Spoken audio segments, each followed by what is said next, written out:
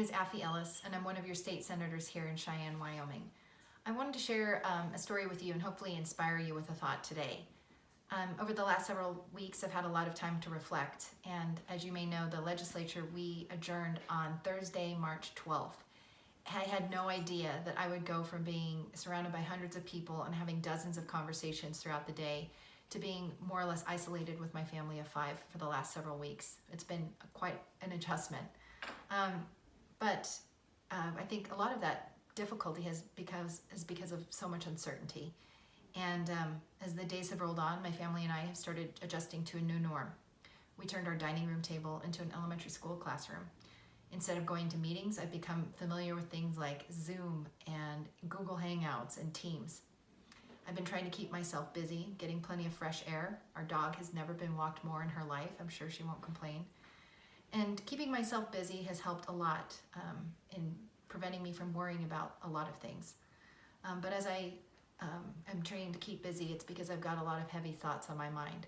What would I do if my dad, who's in his 80s, contracted the coronavirus? How can I help my family and friends who have lost their jobs and are out of work? What about my family members that are essential workers and they're still showing up for the job, like my sister who works at a hospital? Is she at greater risk? To keep myself, though, from idle worry, I decided to do something. Now, I'm not an expert, but I do like to sew. And if you know quilters, let me tell you a little bit about the kind of people we are. Every sewer I know has a collection of fabric. We have yards of material waiting to be turned into quilts. We have remnants of fabric that we used to make dresses and baby clothes. We have elastic, seam binding, buttons, and dozens of spools of thread in every color of the rainbow. After seeing a how-to video on making cloth face masks, I dug through my stash of sewing supplies and I got to work. To date, I've made more than 100 masks. I've sent them to family and friends across the country, a veterinarian in Maine, a nurse at Ivinson Memorial Hospital in Laramie, and another batch to a friend who helps deliver babies on the Navajo Reservation. I've sewed for my coworkers, legislative staff, neighbors, my husband. As I ran out of elastic, though, I would call on my social network to provide more.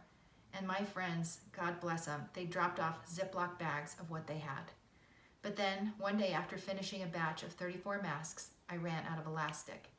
As I sewed, I thought about an email I received from the Comia shelter and concerns about how to best care for their clients who occupy these high-density living spaces with nowhere else to go.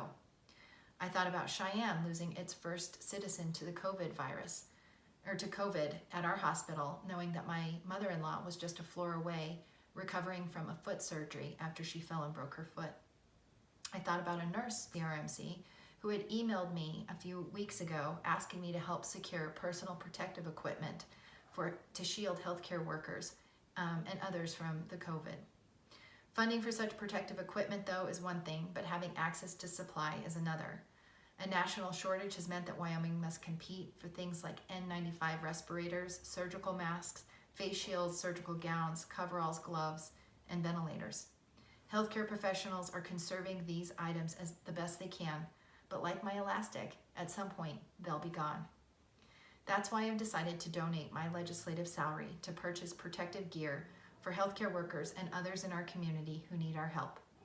In working with our hospital and the Cheyenne Regional Medical Center Foundation, $30,000 will go toward purchasing masks, face shields, surgical gowns, and other equipment. This contribution is significant for my family. Like many of you, my husband and I work very hard, and we use those dollars to save for things like our kids' college education and to put braces on their teeth. But it's important for all of us to step up and go above and beyond right now. Not everyone can afford to make this financial kind of gift, but if you can, do, because our nonprofits need you now more than ever. If you can't give that kind of gift, how else are you going to make our community better? Maybe you've always complained about litter in a certain area of town. Why not organize a cleanup of those parks and help make our community shine? What about your neighbors? Do you know people that are living alone? Call on them, check on them, ask them how you can help. Friends, now is the time to be the best version of ourselves that we can be. Our community needs us to dig deep and go above and beyond. Each week, I'll be highlighting on my Facebook page a feature of someone who is stepping up, someone who's going above and beyond. If you know someone who is doing this work, please let me know and send me their information. Thank you for giving this challenge some thought. God bless and be safe out there.